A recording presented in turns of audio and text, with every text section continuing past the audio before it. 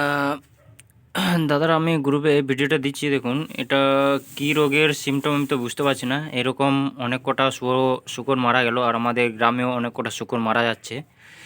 তো এটা কি রোগের সিমটম আমি কিছু বুঝতে পারছি না। আর এই যে একটু পাতলা পায়খানা কি হয়েছে, আর দুদিন দুদিন বলতে ঠিকঠাক খায়নি। আর এরকম সব কটা প্রায় যতগুলো মারা গেল আমার 8-9টা বাইরে আমার ছাড়া থাকতো, দেশি শুকর আমাদের গ্রামের মধ্যে আর কি পোষা হয়তো। তো 8-9টা 10টা মতো দেশি ছিল। তো সব কটা যে কটা মারা গেল সিমটমগুলো সব ঠিক এরকম ছিল।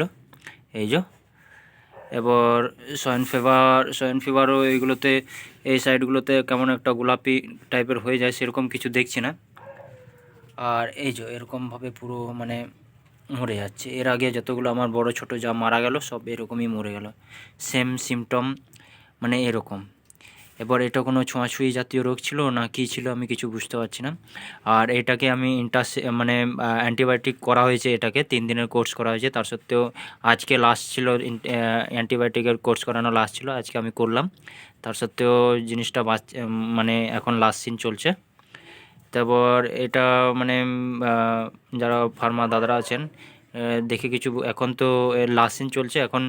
আর এটা আমার আরও ভেতরে আমার মানে গোয়ালের মধ্যে আরও শুয়োর আছে যেগুলো বাঁধা থাকে।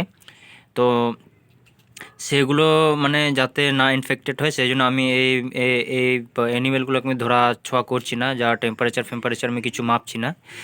তো এর টেম্পারেচার এখন কী আছে না আছে তাও আমি বলতে পারছি না, কিন্তু দেখে এই যে সিমটম দেখে বা এই যে এরকম করছে আর এরকমই মানে অনেকগুলো মারা গেল। এটা ছোঁয়াছুঁয়ি জাতীয় না কী জাতীয়, এই সিমটম কী আছে একটু দেখে যদি কেউ বলতে পারেন এটা কী কী সমস্যা কী কারণে হচ্ছে, বা এটা সত্যি মানে একটা ছোঁয়াছুঁয়ি জাতীয় রোগ নাকি, একটু বললে ভালো হয়। আর পাড়া গ্রামেও আমাদের তো পাড়া গ্রামের মধ্যে তো তো পাড়া গ্রামে অনেকজনের শুয়োর এখন মরে যাচ্ছে।